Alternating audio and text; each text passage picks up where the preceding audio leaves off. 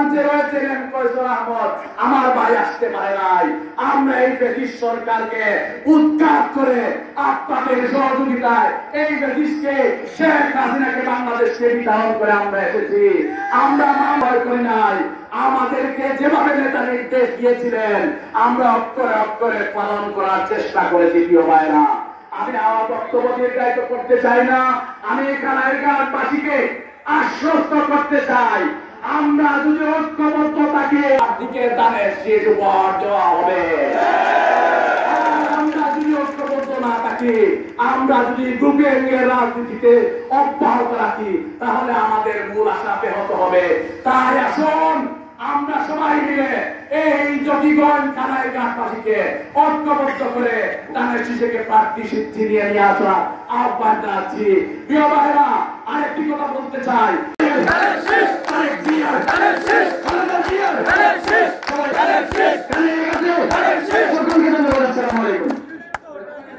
নিজ নিজ জায়গায় কৃতিত্বের পরিচয় দিয়েছেন। তাদের পক্ষে আমাদের পর আমি সংক্ষিপ্ত করে আমার বক্তব্য শেষ করব। এখানে প্রধান অতিথি হিসাবে আপনারা যাকে উপস্থিত দেখতে পেরেছেন, যে কয়েকজন ছিলেন তার মধ্যে আজকের এই সম্পর্কের জাকির হোসেন ইচ্ছা, তিনি প্রবল জীবনে বাংলাদেশ জাতীয় দলের অনেক কাজ করেছিলেন, যদিও তিনি আমাদের এই সম্মান করতে পারে নাই, কারণ তিনি এই বাংলাদেশে তিনি আসতে পারেন নাই রাজনৈতিক হুলিয়ার কারণে। এই সময় বসিয়েছেন নির্বাচন ভাই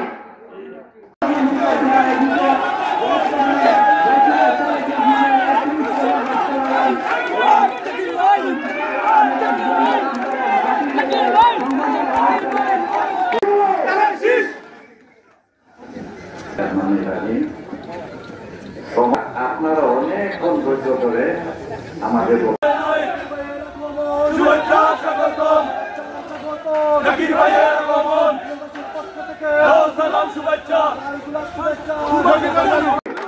আমাদের বক্তব্য রয়েছে মূল